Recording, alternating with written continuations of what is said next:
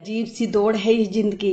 जीत जाओ तो कई अपने पीछे छोड़ जाते हैं, अगर हार जाओ तो अपने ही पीछे छोड़ जाते हैं। जीवन एक संघर्ष है, ऐसा संघर्ष जिसे युद्ध या रणभूमि भी कहते हैं। ये संघर्ष अपनों से भी करना पड़ता है, परायों से भी करना पड़ता है। मैं कहता हूँ कभी कभी जिंदगी में अपनों से हारना सीखो, देख लेना जीत तुम्हारी ही होगी। जीवन में सुख दुख फूल कांटे उतार चढ़ाव अपने पराये सबसे मुलाकात होती है।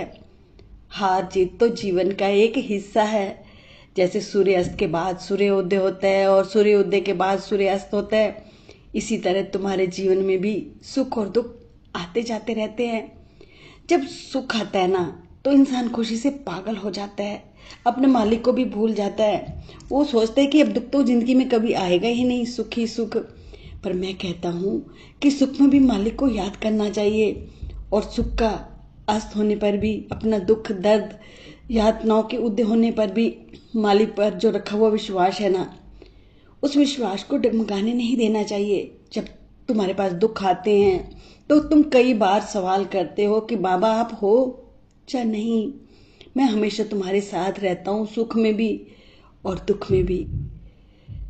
जीवन में तुम्हें बहुत से लोग मिलते हैं, उनमें से कुछ अच्छे भी होते हैं और बुरे भी, और कई मित्र बन जाते हैं और कोई शत्रु बन जाते हैं। सुख दुख भी ऐसे मिलते रहते हैं, उनसे ना विचलित होना और ना ही प्रभावित होना।